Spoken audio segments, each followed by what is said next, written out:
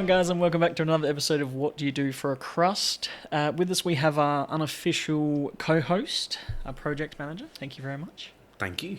Bit of an odd episode, this one. I don't say odd, but just a bit different. I think, particularly for this episode, I was hoping to get you a gauge on some general advice that we can give people that are entering the workforce. So, whether you're straight out of school, you've just left school, you're going for the first job, you're going for work experience, whatever it might be, you're putting in your resume at Burger King, whatever that might be. We have a Burger King. Well, you know what I mean. I'm being American here, but diversifying your market. We are, yeah. Very Fingers good. crossed. Very good. That's we are one of looking those for things sponsors you need as to well. do. We're currently enjoying a very interesting drink, a Guinness mixed with Bundaberg. It's not sacrilege here, guys. Blackbeard's cocktail. Blackbeard cocktail. It's surprisingly good. It's not bad. Yeah. It's not bad. Yeah. That's what I was We don't hoping promote to... drinking either. That's one of the things safe, not to do in an drink entry-level drink in role. moderation. But yeah, I was hoping to get your gauge realistically of, like, I'm sure you've seen across your working career people that this is their first job, or you sit and you go, who never taught you this, or why did no one ever tell you, hey, like, look someone in the eye when you say hello, or, like, you don't have to do a firm shake, handshake, but at the very least, like a simple handshake actually means quite a lot. Yeah, it's funny. They're like disarming tactics. Yeah. How to actually approach people and things like that. So, yeah, it is funny. I do actually give not a hell of a lot of advice. It's always unsolicited advice as well, by the way. But nothing wrong with that. like one of my favourites is actually just smile. Yeah. And then I tell people, even when they're on the phone, because we do a lot of phone conversations in my industry as well, I tell people, like, smile. They go, what do you mean? I go, well, smiling makes you actually speak slightly different. So you come across a little bit warmer. You don't realise you're doing it. But if you're frowning and blah, blah, blah, you sort of clip your words naturally because your tone is hand in hand with your mood, if you know what I mean. So smiling actually makes you feel better. It releases something. And it can come across. And a smile is very disarming. I think it's just it's nice.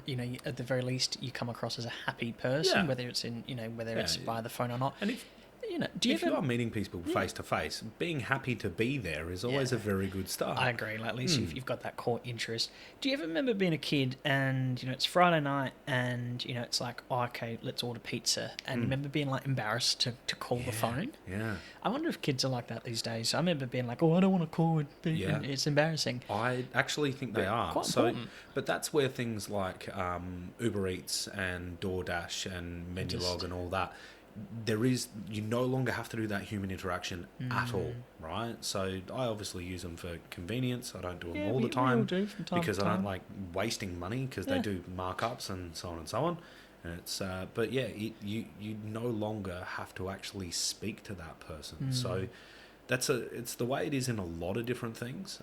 So I feel like a lot of that social skill is actually dying off because you don't need to speak to people face to face anymore. You don't have to show your social skills as much. I'm getting some tech issues here. Only on my side. Yay, we're back. I'm not sure about that, guys. Apologies, we're having some technical difficulties. We'll see how we go moving forward and go from there. Bit of static. Bit of an odd one. Okay. But yeah, I think there's a lot of skill being lost because technology advancements. Now you're no longer required to do that social side anymore. Yeah, I definitely agree with you. It's disappointing. I don't want to be that person who's like, oh, bloody younger generations, no one knows how to have a conversation or talk to each other. I don't think anything's their fault. Even just sitting in the break room or, like, hey, let's go get a coffee and whatnot. Like, the general chit-chat I'm finding with younger colleagues. How was your weekend? Yeah, it was all right. Yeah, it was good. Okay, cool, man. Thanks. Appreciate that. I was just trying to connect here at some sort of level. Yeah. I'm going to go on some personal experience here because this is what I've gotten from a couple of colleagues that I've supervised over the years. Don't call your team leader or manager bro. Bit of a personal hate for me. Okay. But without me being, different industries, fair enough, and and obviously the language is going to vary for. Well, also there's a cultural level there as well. But so you know what I mean, like I'm your boss. Yeah, I'm not your bro. I mentioned this actually off air before of the start of like I work with a lot of Irish people, and being called lad, it can be a positive and a negative thing. Bro is the same for Maori people.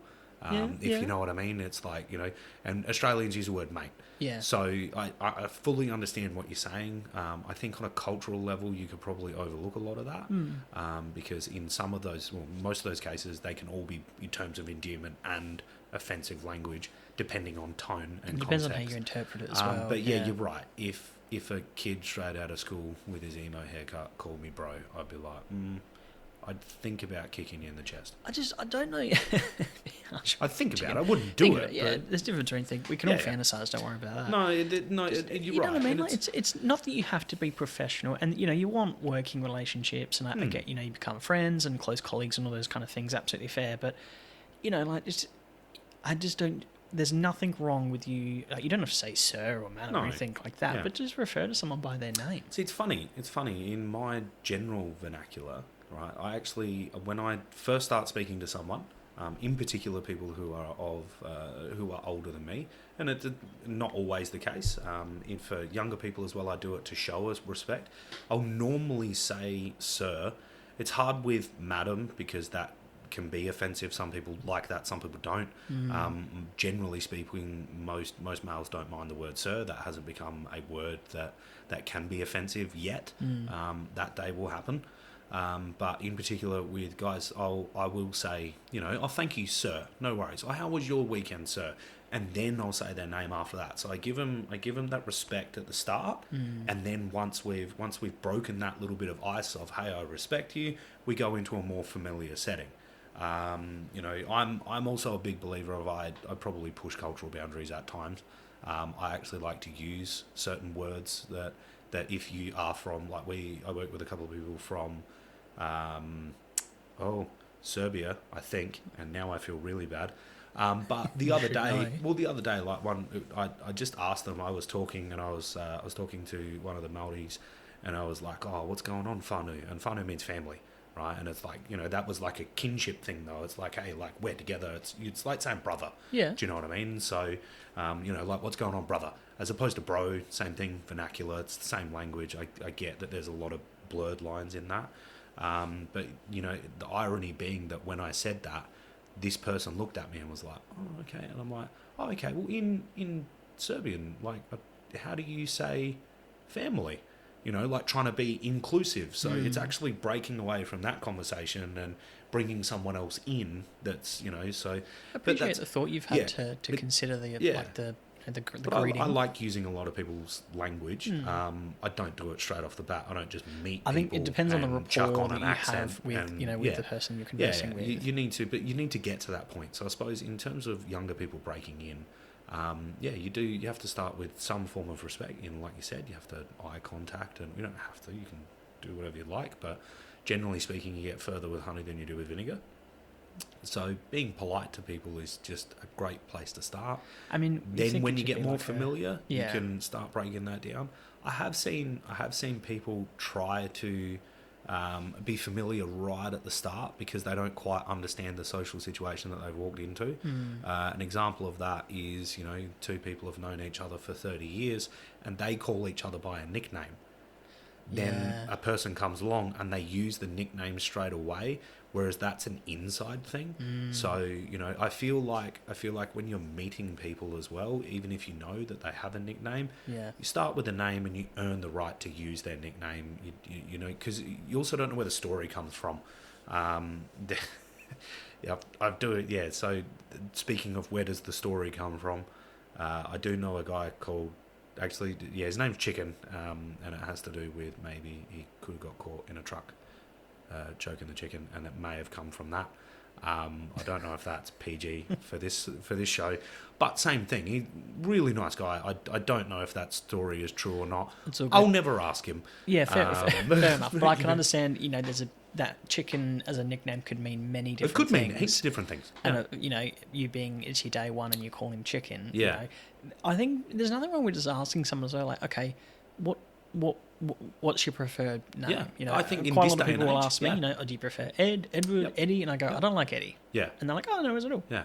Well, you've or got some, one of the, you've or got some one of people those go, names. you can call me Susan forever. Yeah. Like, I don't care. Yeah. I've been called everything under the sun. So, So I think it depends. Yeah, I mean, I'm not blessed with a name that you can really do that with. I'm either that or that, I mean, it depends on how fluid people, you want to get. People tend to just add O at the end. Yeah, I so mean, that's you Australian. get less letters. That's Australian. You get, yeah. How many people call you Edo? Well, I mean, that's because I've got the option of altering, I guess. But, like Steve-O, Dave-O, Yeah. those kind of things. I just get a note. I get letters added. My name's already short enough. So. Yeah, Australian slang's really weird like that, isn't it, Yeah. I guess? Yeah. All right. I've just gotten a job. Yep. Right. Did my interview. No worries at all. No problem. It's my first day. Yep. What time do I arrive? I'm meant to be there at 8 o'clock. I'm not going to tell you the industry. What time do I arrive? Generally speaking, I'd say anywhere between 15 to 10 minutes early, especially if it is your first day. I'd say closer to that 15-minute side. I think for the first fortnight, you'd want to be more early. I think it's an avenue of if you're not early, you're late. Well, it's not only that. You want to familiarise yourself with the area. You want to know, hey, this is better for parking. Don't do this. Walk in. How that's where I get a shit coffee. does it look when you're late on your first day? Yeah, that's terrible. You know what I mean? Honestly, and I get traffic. I was having car trouble. I had a flat tyre. My alarm didn't go off. I had a cold shower. Whatever the hell it was. But it looks happens. so bad. Yeah, it happens. So have you heard the saying? And it sticks with you as well. I think that's the problem. It's not. I suppose it's not really a saying, but it's a thought process. Is that the best that staff member will ever be is how they are during their probationary period. That is the best you'll ever get out of that staff member because they know that they're within their probationary period. They're under the spotlight. So from a managing point of view, if they're shit during their probationary period, or if they're like, they're showing those tendencies, like they're late 2 days a week, when they get off of probation, they're more than likely going to be late. 4 days a week, 4 days a week. Yeah. Do you really want to bring that in? And it's not just about that individual. This is the thing that a lot of the people don't understand. It's not about that individual. It's what that brings to the team. It actually creates a toxic environment. Yeah. Because if you don't, as a manager, if you don't address that, if you don't do something about it, everyone else in the team goes, well, they're allowed to be late, so why can't I be late? It sets a bit of a tone as well, which is really tricky. It's the smoker getting 17 breaks, and you're like, okay, no worries. And they go, well, I'll just start going. Smoking's I'll a weird one, smoking. I've had so many stuff. Well, it's both. Well, like, smoking's both dying out and coming back with vaping. Yeah. But I suppose so. Day one, be early. Go in, familiarise yourself. You make sure that you don't necessarily need to introduce yourself to the wider team, but you would make a point of seeking out your manager or finding the person that you did your interview with, letting them know where you are. Yeah. Give a real brief. They will give you a brief orientation. Toilets are here, lunchrooms here. Put your stuff there. Don't smoke inside. That sort of stuff. But you need to do that at early days. It's not necessarily showing a willingness. It's showing an understanding that when you walk in, you don't know what's going on. So if you start new territory. at 8 o'clock, you clock on at 8. If you're not there a little bit early, if you're not there just before that, you're not ready to work at 8 o'clock. It's a rough discussion because a lot of people don't understand that you are being paid to work from this time to this time. The workplace will dictate what that means. To be honest, I absolutely agree with you this, and it's almost the same as the smoker argument that you and I both start at 8 o'clock. Yep. You get there at 8 o'clock, or you get there 10 to, and you make yourself a cup of coffee. Yeah. So at 8 o'clock, you're sitting down at your desk working. Yep. I get there at 8 o'clock. I then go to my computer, I log on, I go back to the lunchroom, I make myself a coffee, I heat up my porridge. It's now 20 you do past. all those things at the same time? I've seen workers do them individually. They won't and go boot up their computer. And, so that's 20 minutes. Exactly. So they walk in and they'll go, right, I'm going to have breakfast now. And you're like, what? And they go, I'm just going to use the communal milk and I'm going to make some cereal. And you're like, okay, no worries. Then they'll make a coffee. They don't do the same. They don't do it. And then they go, and now I'm going to go to the toilet. And then they go to their computer and then they power it on. And you're like, if you're the person who got there, quarter two. That's not fair. It's bullshit. Yeah. But I do, to get back on the topic though, I do generally think it's your first day, it's your first week. If you're not early, you're late. 100%. And for me, obviously you and I are in different sectors, but you might agree with this, you might disagree. Bring a pad and pen. You don't what I mean? Old school, I get that. Okay. You got laptops and, computers and all that kind of thing, but just bring a pad and pen. Yeah, at the very least, at the bare minimum for you to bring. I don't hate it. It shows an eagerness. You know what I mean? I don't hate it. In my industry, it's not as required, but I totally understand where you're coming from. If you're going to be in a more office setting, taking notes even and just even if figuring it you're out. out and about and whatnot, it's just oh yeah, I got to write down some numbers of colleagues that I've got to store on my phone, Yeah, or cool. This is the code I need.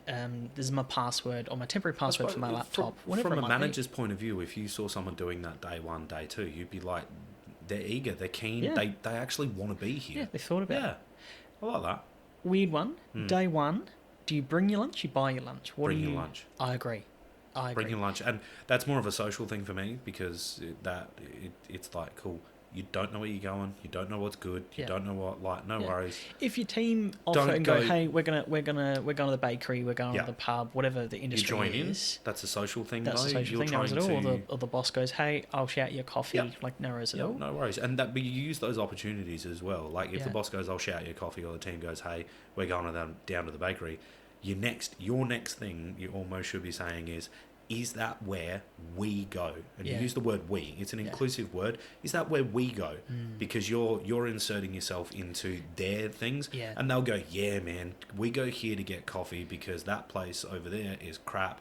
And, and you pick up on that. So you're actually entrenching yourself within the team. You're using inclusive language as well. And you're really jumping into it. So one that I couldn't agree with you more. I think that's really sound advice. One thing for me, bit of a niche. If you say it's 10:30, start at 8 o'clock, manager, team leader, boss, someone from the team says, I want to do a coffee run. What's your order? I'll grab your coffee. Really, really lovely.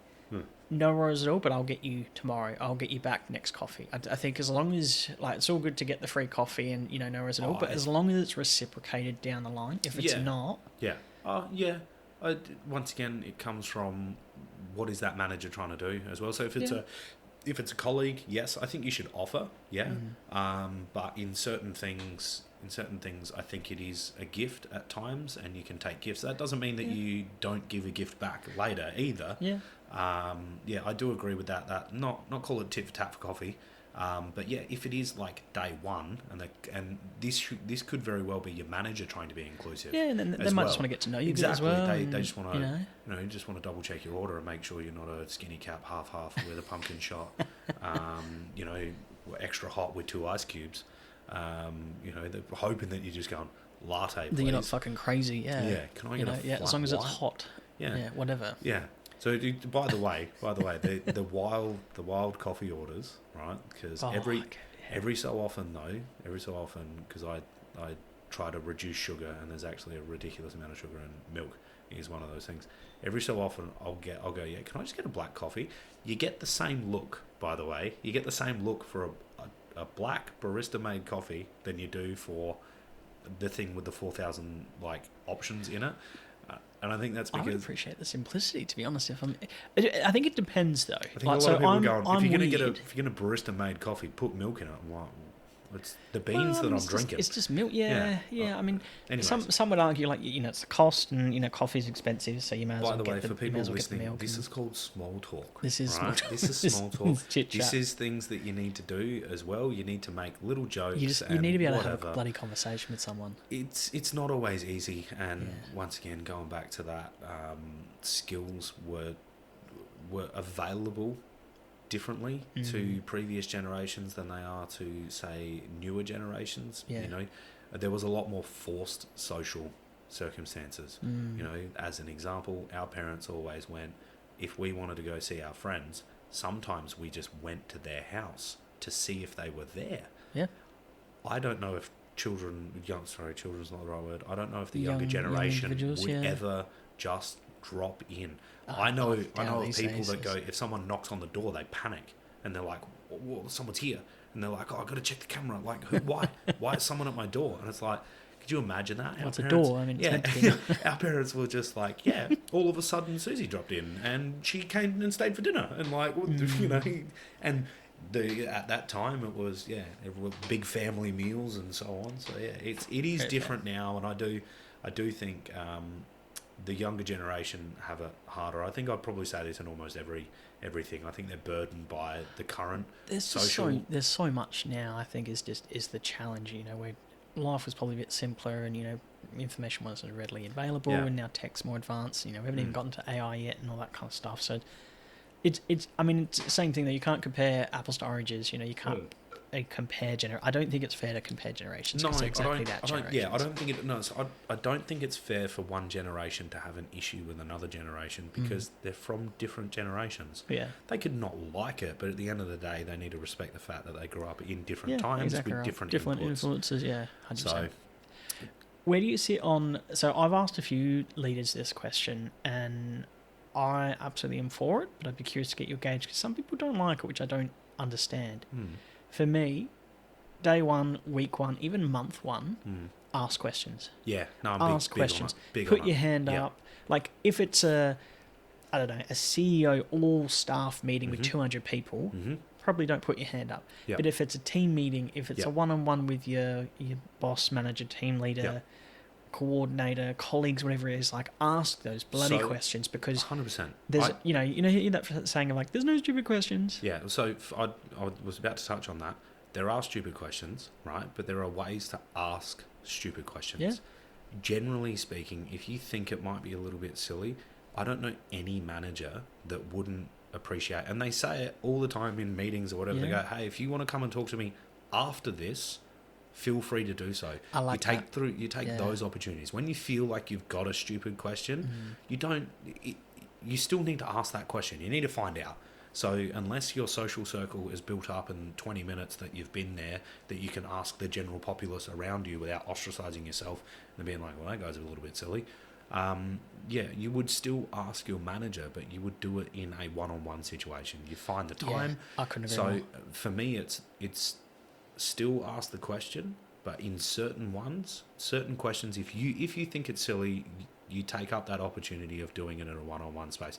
If you don't, if you think, hey, this is a legitimate question and this is for the larger group, and it can just be as simple as, hey, where do we get coffees? Yeah. Like what's that acronym? Yeah, exactly. What does this stand for? Because there's so many. Yeah, everyone keeps calling it that. Yeah. What does that mean? Yeah. And someone will explain that. That's no worries. Yeah. That's very specific jargon. And I had someone in a meeting last week ask, and whether this is a silly question or not is beside the point, ask, what does KPI stand for? Yeah. And I went, very fair. I didn't know what it was at one point. The phrase or the acronym would have been thrown around 50 times in that meeting, and they went, okay. And this was someone who'd been there 2 months. Yeah. And, like an entry-level position. Yeah. Yeah, no worries at all. Key performance indicator. Yep. Okay, sweet, thank you. Yep. And I literally saw them write it down. I was like, awesome, they're not going to forget that. And then they're going to go Google, what is a key performance indicator? Yeah, probably. But Good that's old good. AI. No, but that's good. They asked At least the question. they asked. Yeah, they asked the question. And it's not a silly question because everything that someone knows, they had to learn. Yeah, exactly right. So 100%. I once again, there are stupid questions like, hey, can I smoke in the bathrooms? That's a dumb question. That is a dumb question. But once again, don't ask that in a larger group setting, in a team meeting. You go ask the manager and then they go, oh, that's a strike against your 3 monthly probation. I always got told, this is life lesson that I got told by my wonderful parents. If you don't have anything nice to say, don't say anything. Agree with that. And that has stuck with me for my entire life, and it has done me wonders because, human behaviour, our human, our avenue is naturally you can't like everyone. It's just, it's physically impossible. There will be some people that you don't like, whether you think they're slacking or they're overpaid or you're having to work harder, whatever it might be. Yeah. They've got an easier caseload. I don't care what it is. Yeah. You're not going to get along with everyone. They might say something you might disagree with, no problem at all. But if you don't have something nice to say, do not say it. I've seen some random people and some quite senior people have just gone, I don't agree with you. Yeah. And have been like quite actually aggressive. And some people are like, whoa. And you're like, you don't have to agree with them, but you don't have to call them on it either. Yeah. So I think, and this is probably something that I don't think an entry-level person or someone joining the workforce would do. No. But the point I was making is if you don't have anything of contribution to say, don't say something for the just point of keeping saying yourself for a minute. Yeah. I find there's a thought process as well of people that say less are generally perceived to know more. If you go into meetings, right? You go into meetings and you've got a table of 10 people. There's always that one person there that hasn't said anything during the meeting, but at one point the meeting will stop to ask that person's opinion. Yeah. That person hasn't said anything. They don't need to say anything. They've earned the right that their opinion is valued, Yep. and so on and so on. But one of the reasons why is that because that person reserves their counsel until they know a lot of facts. So it is unfortunate. I feel like we're in a bad cycle of promoting the people that say a lot, and they're big advocates, and they want to do this, and they want to get in a meeting, and they'll take charge and do all that. But generally speaking, they're not the ones that know what's going on. They're the ones that are good at portraying that they know. Good talkers. Yeah, they're just good talkers, which is very, very important. Don't get me wrong, but just because you're quiet doesn't mean that you're not a good talker either. You probably, and this is talking very poorly of myself because I'm a good talker and probably not a great listener. But it is those people that take it in, assess it, they do what they do, and they mull it over and give it out. It's not obviously always the exceptions to the rule. That's not a fast and hard rule, but you'll find that throughout your career that there are people that are respected, and they don't say much. They don't need to say much, and you can be that person if you wanted to be. Very fair. I want to ask you a little bit about specifically lunchroom etiquette. I know this is a bit silly and no worries at all, but you think it's obvious stuff, but it's bloody not. And I see people do this every day. Fish in the microwave. Oh, you're one step ahead of me there. I was thinking more doing your own dishes. Yeah, no, do your own dishes. Like, don't. No, it's not even a discussion. You know what I mean? Like, I'm not your dad. No, it's not a discussion. You've come to work. You're physically getting paid. Yeah. Just clean your fucking dishes. It's not even a discussion. So but in our workplace, I've seen some people just like leave, and you're like, oh, I'll come back to it. No, you won't. Yeah. I know you won't. Can you please clean this up now? Oh, I've got to quickly make a phone call. No worries. The phone call can wait. Yeah. Just clean your plate. Yeah. I'm not, and you feel like a parent having an anthem. Yeah. Drives me nuts. Yeah, I know, I get that. No, do your own dishes. I don't think it is a discussion. Yes, there are cases like I've just started the running water and that set me off. I got to go to the toilet. Different. Actually come back and do your dishes. I don't think that's a discussion that should even be. I don't think that's something that you need to walk into a team meeting and bring up. I've seen so many. Every office has some form of poster in the kitchen. Nothing has surprised Please me clean these up days. after yourself. I had to do. I was a team leader in a remote area across COVID, and I had to do a team meeting with the staff that I was supporting or leading. About stopping them from stealing toilet paper. Oh. So we used to order bulk toilet paper. So we did a big giant box, 150 rolls, once a month, no worries at all. I had to order a box like 3 days after ordering a box because people were stealing the toilet paper. Because, COVID, everyone was nuts. There was no toilet paper on the shelves. I'm assuming people just saw it and went, oh yeah, I'll just take a couple of rolls. And everyone thought that. And then, and I had to, pardon the pun, I had to literally call like a semi-emergency team meeting and go, hey, please stop stealing the toilet paper. Like, sometimes I wish your podcast had video because you can see the shock on my face. It was so fucking annoying. And these are like grown adults. So do you know what throws me more than that? Anymore. Do you know what throws me more than that is that people are willing to risk their job for cents. Well, I mean, it's theft. It is theft. No, it's 100% theft. It's 100% theft. So, there's no if, buts, or maybes about it. It's not your property. It was so not odd. yours to So appropriate. That's, I'm trying to think of a scenario where it's like that would be acceptable. And the one and only time I can think of is if you were very unwell and you're like, hey, I don't think I'm going to make it home. I'm just going to take 15 rolls of toilet paper. But I'd say not 15, but I would. That's a conversation for the manager. But do you know what I mean? You'd be like, hey, I'm just gonna borrow this and never return it, just in case. That's I can't think of a time where it would be appropriate to do that. There are things that are, I'm not going to say the word harmless, but things that just happen naturally, right? You take pens. Everyone takes. You put them in your pocket. That's different. The intention was to never take that, but to take an item like that, it is a necessity. It's everyone has to use toilet paper unless you've got a bidet. Bidet. I should know this one. done plumbing. Yeah, depends on Anyways, your- don't get me to maybe. install your bidets, all right? I mean, it's so bizarre, No, I but yeah, can't. it's just people. Stealing stationery in general. Yeah, look, there's a difference between leaving a pen in your pocket and taking the calculator. Taking the You label don't maker, just accidentally take the your laminator. calculator. Yeah, I do it at home, and Yeah, I've had a few people that, you know, oh, can I My take it mouse home? went I just missing. need to laminate a few things for my kids. yeah. I've bought some sheets. Yeah, okay, no worries at all. Just Yeah. bring it back tomorrow, and that's been fine. And you know, like you got to be flexible and all that kind of Yeah, stuff. so we've got like wash bays and stuff, and we've had staff in the past go, "Hey, can I wash my car?" Because we obviously wash a lot of equipment in the wash bays, and they're set up for it. It's quite quick, and they go, "Yeah, hey, can I wash my car?" And I'm mindful of all types of theft as well, including time theft. Yeah, it's a big thing. You know, everyone sees it as harmless, but the reason we're in such a crisis at the moment, you know, in terms of like cost of living crisis, is that we have to pay more money for less work to get done because people keep stealing things in general. But yeah. getting back to the wash bay thing, I was no worries. You can use the water and the power and the soaps and all that stuff. That is perfectly fine. I only ask that you do it in your lunch break, and you take that time out of your lunch break, or you do it before and after work. Yeah, I'd just hang around for 15 minutes. Just don't do it in my time, or don't do it in the work's time, That's and fair. that is perfectly fine. Yeah, no that's worries. a fair request, I think. You know, I've worked with a few blokes, particularly back in the trade, and they'll take a 40-minute shit. yeah.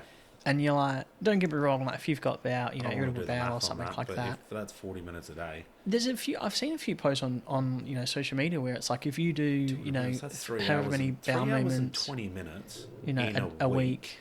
Yeah, so and then times that by 5, so that's 150. It's about 160-ish hours. And then what's the average working Probably year? more than 46 48, weeks. no, 48 weeks. So 46 if you take all your sickies, but Well, let's call it 50. It's about 160 hours. That's you know 40-hour weeks, 40, 80, 120. That's 4 weeks off sitting on the toilet. I mean, that's more That's annual leave bad. than some careers, I guess. It's silly, to say the least. There's a big question around how do you control that, and you're right. There are people that do have requirements to use bathrooms more than others. Requirement, you know. That is a ridiculously hard discussion. But what probably the young people, you know, if you're going into an entry level role and all that, one thing that you need to understand from a manager's point of view is, if the business wants you gone, if they want you gone, They'll find reasons. they will find a Yeah, way to I do it. agree. It's called managing out. It happens. It's so if they're not, you know, if they're finding that is the issue, obviously that's not something that they can key on, you know, of what they suspect you of time theft or other things. That's where you put in performance plans and so on and so on. So I do know people that go, if I ever get put on a performance plan, I'll walk. And I go, awesome, I'll note that, because if I want you to walk, I'll put you on a performance plan for one reason or another. And if we're at that point where I want you to walk, it's because you need to. I will give all respect to my staff and all the people, all my colleagues, but if that decision's been made, it's never taken lightly. Yeah, that's fair. You know, so but that's you're never gonna have to worry about that as an entry level unless you walk in, call everyone bro, and you microwave fish heads for lunch. I was going to say, so getting back to the microwave of the fish, where do you sit in regards to like eating a tin of tuna in the work, you know, I lunchroom? I don't have an issue with it. It's your lunch. It's your lunch. It is a lunchroom. No worries if you don't like it. Most places have multiple facilities where you eat can at your eat. desk or You can eat outside on the eat bench. outside. I'm a little bit against eating at desks only because you're bringing certain smells into a working environment. I think that's a for foreign smell separation into it. Yeah. as well. But I'm with you. I'm a tuna fan. I do Tuna, eat no worries. tuna. I have I've taken like hot smoked salmon into work, which is quite a very strong. I love it, by the way. But it is quite a strong smell when you open it from the packet. And I have walked into the lunchroom and there will be 10 people in there, and I've actually just asked the question. Because I'm very comfortable with all of my colleagues. Hey guys, I'll just walk in and go, hey, does anyone not like the smell of salmon? And I've never had anyone say, oh, no. I've had people then go, I've never eaten it. And it's like, do you want to try some? Like, grab a fork, man. I'm going to change your life. But yeah, I think there's a certain level of respect there as well.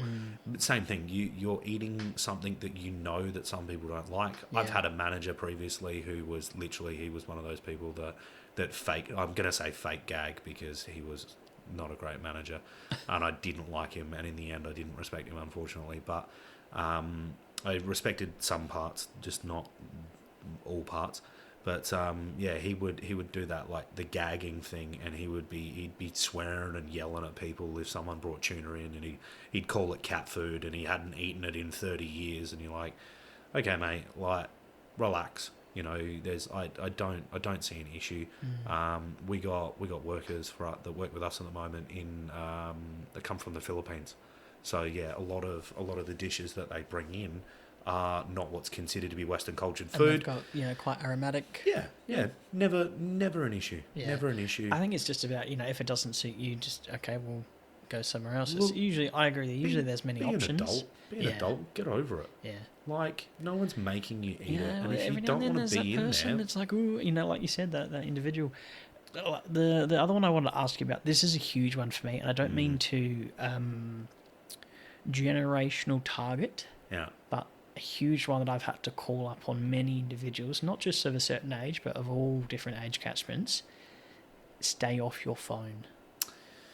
I've seen people like watching YouTube videos, have been playing games, have been on social media and TikTok and stuff, or on Instagram and stuff like that. And I've literally had to hey, I'll take your phone away from you. Or, almost all companies these days actually have a phone policy. Oh, it's just, and that is a part of that. Where I work, the policy is when you arrive at work, your phone goes in your locker. 100%. And that's it. We never, it's a strong word, we almost never enact that policy. I have actually enacted that for one particular staff member, and it was actually only when they went to the toilet, because I go to the toilet for 40 minutes, and that's a very, very hard thing to navigate as well from a HR point of view. It's very hard to ask them if they have medical reasons for being there, but that's where you have HR departments and you let them do that. But yeah, we've had to enact a phone policy for that person in particular, which has been, I've had that conversation on the side of, hey mate, you're actually gonna have to leave it out, and he got the message, and then we gave him his phone back, and he wasn't from the younger generation. We gave him his phone back, and we're like, yeah, you're all good, mate. You've been really good, and you've not taken 20 minutes in the toilet. No worries. Phone back, straight in, half an hour in the toilet, and you're like, come on, dude. Like, all right, cool. You've lost your phone in your locker. Your phone goes, and then the conversations always come up as well. They go, well, what if someone needs to contact me? You go, well, they have your place of work's phone number. 100%. They will call the landline, and we will direct their call. We've got, desk phones. Most staff in particularly my industry or sector, most of them have a work mobile as well. So you're already carrying another phone. Yeah. But I've seen, and that's another one as well, is mixing business with personal as well is a huge thing. But I'm just saying, for an individual who's entering the industry, stay off your phone. Stay off your phone. I know, there might be people trying to contact you and stuff, and every now and then a quick response to say, sorry, I can't talk, I'm at work, or a quick conversation. No. But if you're consistently being caught on your phone, or someone walks past and they see you just quickly scrolling, it's never a good look. It does not look good. It looks really, really poor. Well, it's time theft again. Yeah, and you've taken your focus off of what you're doing, or you've missed something, or it's just... You know what I mean? And I know a lot of individuals, particularly if you work from home, you can get drawn into other things. We've all been guilty of it. But particularly if you're in an office, if you're surrounded by colleagues and you're just sitting, and you can usually tell because they're usually looking down. Yeah. So obviously the discussion that you're bringing up here, generally speaking, it's because it reduces productivity. There are other people, and there are very specific people and unique people that can do both.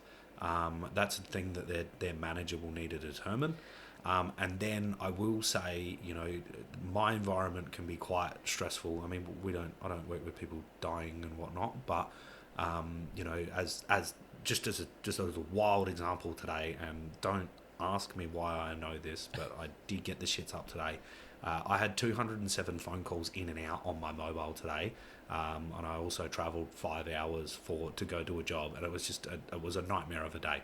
I spent 5 hours and 28 minutes on my phone throughout an 8-hour working day.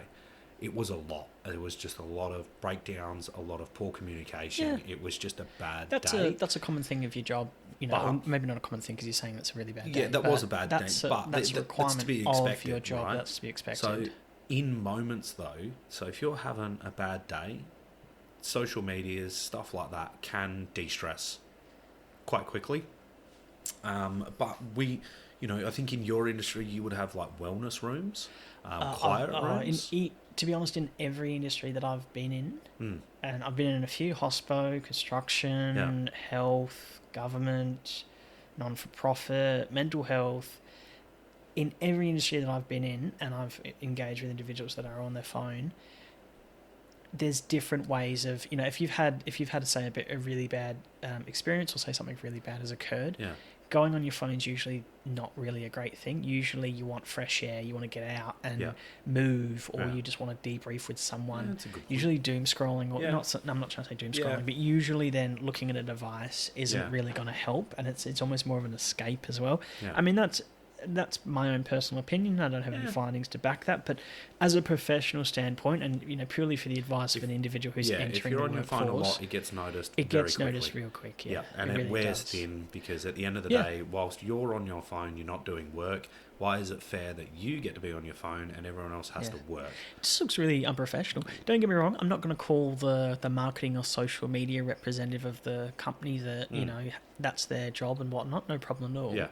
But there's also a a time and a place for everything like that. 100%, yeah. No one's saying, and that's sort of my point, is like if you there are ways that you can find a space to do that without it being disruptive to the actual work environment or to your productivity throughout the day. There are times like I do doom scroll to de-stress as well. I probably shouldn't. It's terrible. But that is one of my de-stressing things. I sit there and watch the funny cat videos and I laugh. They're just so funny, man. They're just little cats. They're just doing their thing. No judgment at all by what you're scrolling. It's more on just it doesn't look particularly great as a as a sort of that avenue. not when you're in that work environment. No, so definitely stay off your phone. Pay attention, asking questions. Be prepared, I suppose. So your point to being early and having a pad and pen or something to write on, and this probably also extends into your don't be on your phone. I suppose having a pad and pen and using that as opposed to typing notes on your phone is that it's very hard to misconstrued writing down notes as opposed to writing down notes on your phone. Yeah. People will probably just assume you're texting.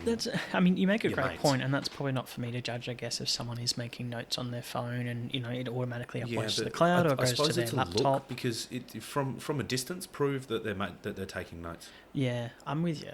I do take notes on my phone, but that's...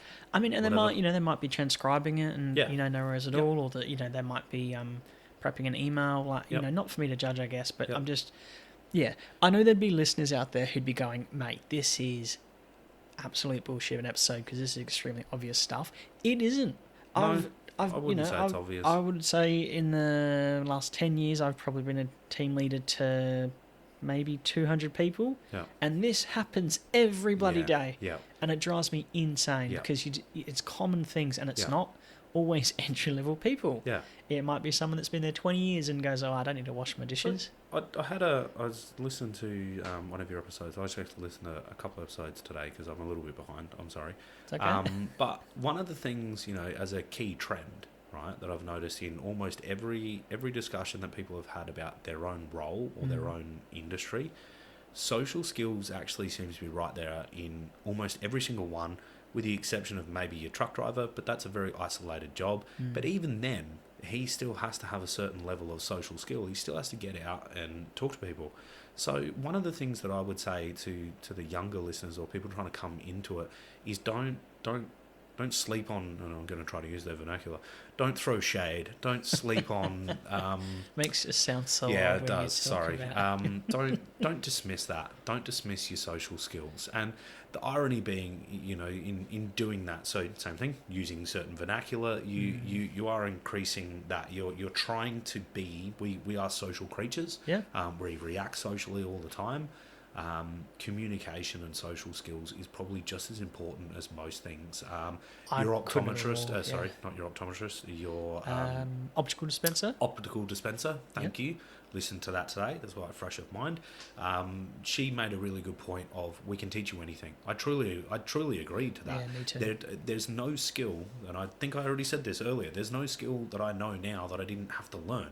So you show the ability to learn, that's enough.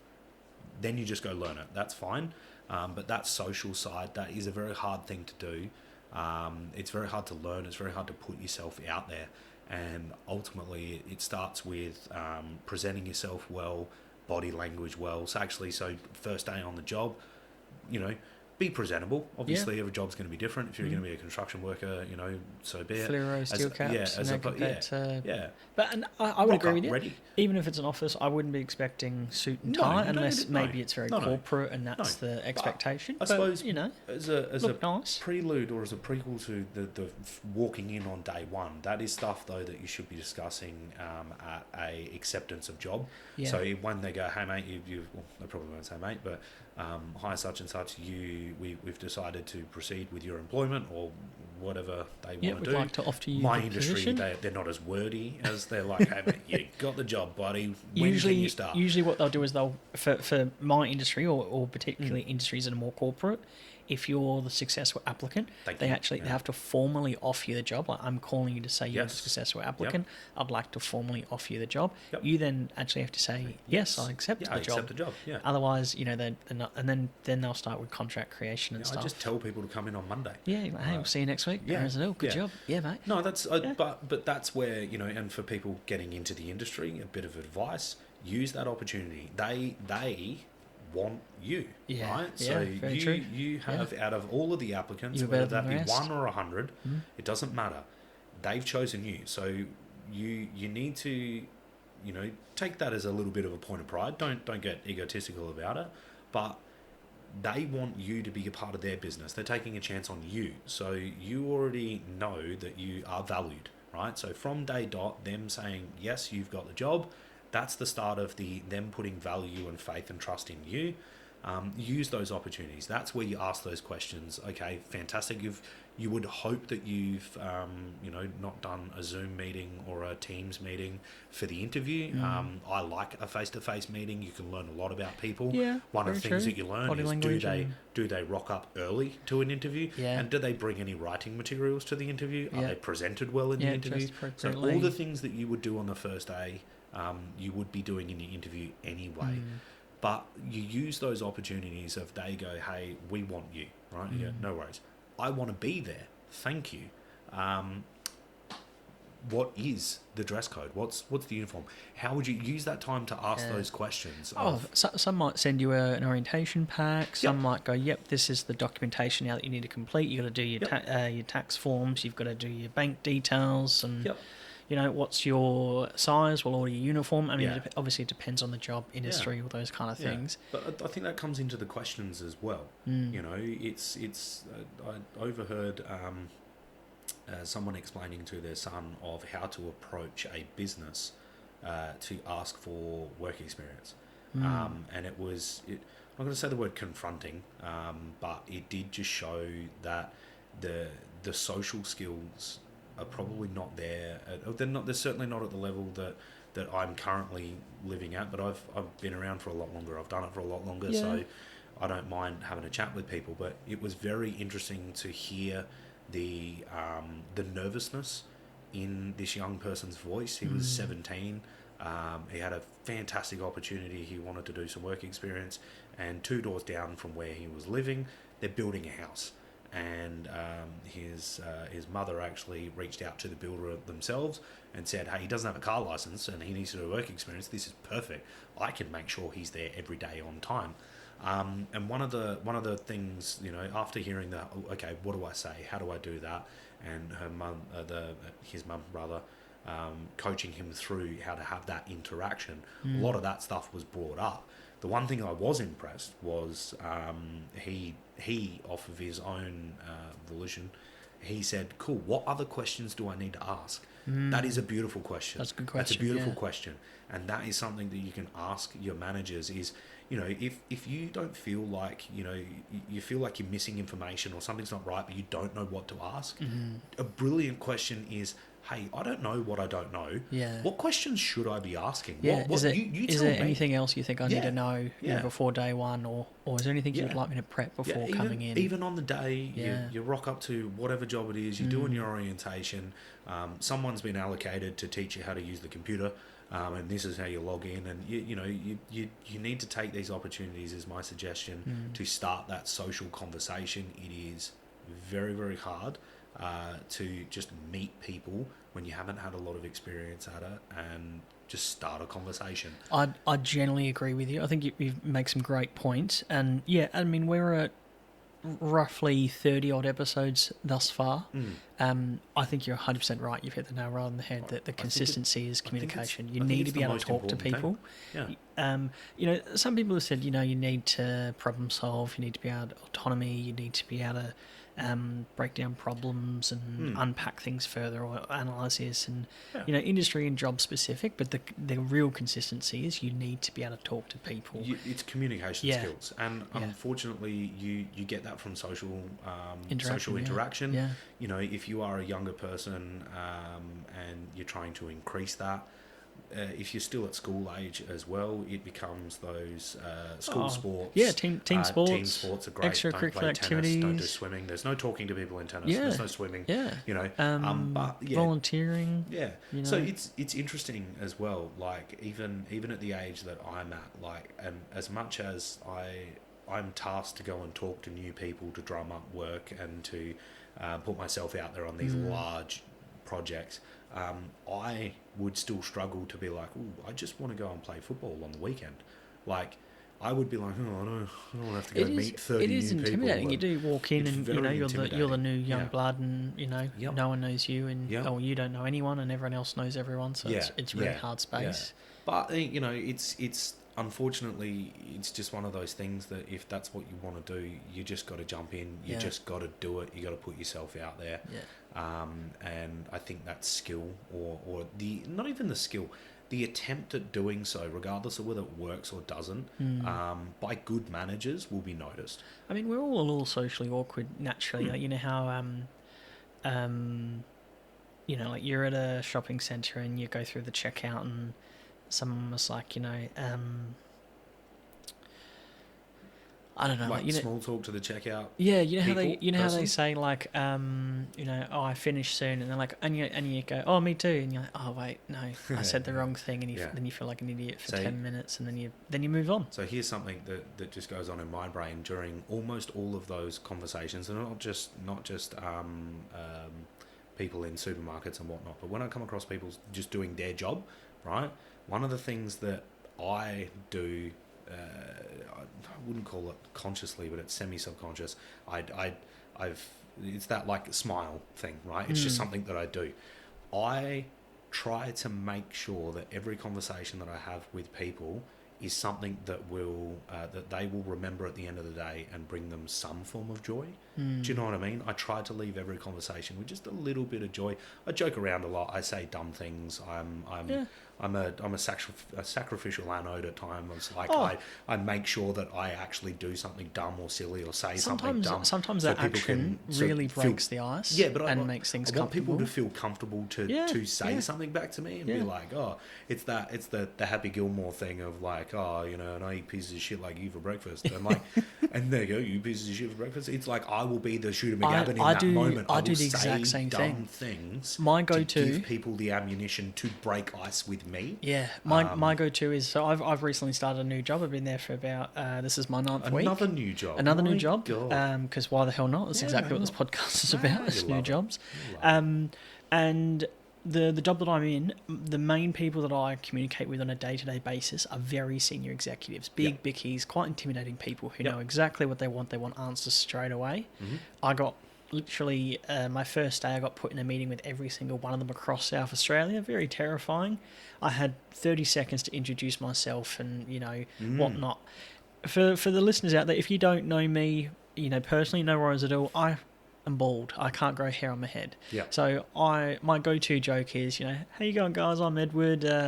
This is what I like to do. You know, I'm very good at this, and I'm very good at problem solving, and Yeah. I'll be your go-to person. I Yeah. can't grow hair on my head, but you know, I'll get the job done. Yeah, and you just- you know what I yeah, mean? you just put And it in that's there, yeah. and it's, you know, you'll Yeah. get a chuckle, and people will Yeah. be like, ah, and you might, you know, there might be another bald Tension head bloke breaker. in there, and he'll Yeah. be like, ah, got Yeah. you, brother. Yeah. You know, but a little bit of self Yeah. deprecation, Yeah. or you know, a little bit of insult to myself. Yeah. Makes me So- human. It's a little comical, and you know, it's a bit memorable, Yeah. and it breaks the tension. One of my little favourites, and it's not actually. I'm like a big fan of like dad jokes. The reason Yeah. so a dad Yeah. joke is a perfect joke because it doesn't offend anyone. It just makes everyone feel stupid because Yeah. they should have known the answer. But one of my favourites as well is like people like to finish sentences and they'll go, oh, beautiful. Like they'll just go, you know, like you pay if you're at a supermarket and they go cash or card, and you go card, and they go, oh, beautiful. My favourite thing to say is I go, oh, thank you, and then I smile at them and I go like, and I go, it's like, and they're going, no, I didn't mean to call you beautiful. I'm like, I know, it's fine. You think I'm beautiful. Like, it's fine. No worries. I Thank need you. this. Yeah. And the Yeah. people love it. Yeah. It's that little bit to let you know that you're not taking life too seriously. Yeah, exactly right. You can take a joke. You can do that. Awkwardness is also funny. I do Yeah. love a little bit of awkwardness as well because same thing. It's all tension breakers. It's that like, oh yeah, the waiter brings you, the waitress, the waits person rather, brings you your meal and goes, oh, have a good meal, and you go, you too. Yeah, Right. and you're like, ah. I would dead set just look him in the eye and just start laughing. I'd just be like, I'm an idiot. I'm really sorry. I'll do this again when you bring me the drinks. I promise. You know, and then you just, I would do it again on purpose, but make a big deal of it. It's, Yeah. you know, and the other thing it does is actually for people that are worried about that becoming like a catalyst for them being picked on in the workplace. If you start doing a little bit of that, you let people know that you don't, not that you don't care, but you're just like, whatever, water off a duck's back. Like, you can make fun of me, no worries. I'll make fun of myself. I really don't. I'm not bothered. You know, you think your words hurt me, no dramas. And actually, on that note, for people going into the workplace that feel like that they're being put out by what people are saying around them or to them, just remember, they don't know who you are. They genuinely, they don't know who you are. They don't know what you're going through. That's good advice. They're literally just words. Let them talk. I mean, a lot of the time, you know, you always hear this theory of like fake it till you make it, or, you know, a lot of the time people don't know what they're doing, or, you know, it takes time to get and fully understand a role or a company or strategic intent or a problem, whatever it might be. I've may have mentioned even in my role, I've been doing my particular role for 4 years. I've been in this industry for 13, 14, I don't know, I can't even remember anymore. It's been a long day. But you know, that like the fake it till you make it thing, I don't fully agree with it. It's a common phrase that gets thrown around a lot. Yeah, do you know how I know I've had a long day? I had a really good point and I forgot what I was going to say, and then I had to do the fake it till you make it bit, and then I'm like, oh, that's the I'll irony. probably just change your It point. was after you said that, and I'll think of it like in 6 hours, and I'll ring you and I'll be like, oh, I meant this. I meant to say that. We'll have to do another episode. It's fine. Yeah. We are at time. We've actually gone a little over, but it's all good. Thank you very much. Yeah, you're gonna have to give me a clock. Good Give me a info. countdown. I know we probably do. I'm trying to keep this to 45 minutes is the intent, and we're just under an hour. So, and I hate to push this one to a good 60 minutes, but some of the episodes that do go a bit longer, I'm just as appreciative of, because I like hearing people talk. I like hearing people's experiences. So. I mean, for me as a host, I guess, you know, the intention of this is not for financial gain. It's for information sharing. Yeah, and ultimately. everyone, all of your listeners know that if you do make it, I've already got 70%. You've agreed to that. I love how you get a higher percentage than I do. That seems a bit you odd. agreed to it. It was dumb. I right? definitely didn't agree to that, but I think I agreed to 7%. No, I don't think so. We'll go back. We'll record. We'll find that. Someone clip that. Put it in the comments. Either way, I think it's it's if you're in a good convo, you get to 45 minutes, and then I go, okay, sorry, got to cut you off. Yeah. See you later. Yeah. You know, I'm not trying to get extra episodes out of people or anything like that. You know, all of these guests have given up their time, including yourself. I don't want to be rude and be like, sorry, we're at 45 minutes, have to cut you off there, even if you've got more to say. Because a lot of the time, you know, you lose track of time, you just get chatting. I know I go off on a tangent and I'll steer the conversation Yeah, I different don't ways. even know where we pick topics sometimes. We should just sit down and start with hello and see what happens. We probably just could do that, to be honest. Yeah. But I mean, that's different. You and I have known each other over 20 years, whereas some individuals want to be more prepped, and that's fine. So, I will probably need to do an episode on what goes through and actually recording an episode. I think that might be quite interesting and go from there. But to really try to recap your the point of this is day one or week one or whatever, when you're just starting in, there are very, very basic things. It's punctual, presented just put well. The effort in, Just try. Yeah, it 100%. will, like I said before, for the right manager, and I think that's been brought up throughout this podcast. A lot of people have had bad managers and they don't want to work there. I think it's inevitable, which I don't mean to scare people. I think you also need to experience it at times as well. The same as, you've mentioned, I think everyone should do 2 weeks in hospitality 100%, or something like that. Yeah. I think you also have to go through a bad manager every so often to understand. But, I think it's hard not to be nervous. You're going to be nervous. That is what it is. Just remember, though, for things, for bolstering yourself and pumping yourself up, they picked you. They want you there for whatever that reason may be. You are a resource. You are doing, You're valued on day one. There are little things, unfortunately, that can ruin that value, which is, being on your phone, being... rocking up late, being snippy as well with people, making judgment calls early on things like, day one are going, I don't think we should do that. Maybe just leave it, mate. Like, there are a lot of things where it's just be in it, realise why they do things a certain way, and then make a judgment. Yeah. I'm a big fan of mentally with new staff or new processes. I've got a 3-month and a 6-month rule. I'll reserve full judgment until 6 months, but I'll start having an opinion after 3. So anything from 0 to 3, I don't have an opinion on it yet. No worries. And then I'll start to form my opinion after 3, and then I'll make my judgment at 6. So I'll give people a red hot crack for sure. Anyways, I think it depends on the industry, but we will wrap up. Yep. Thank you very much, sir. No worries. Cheers.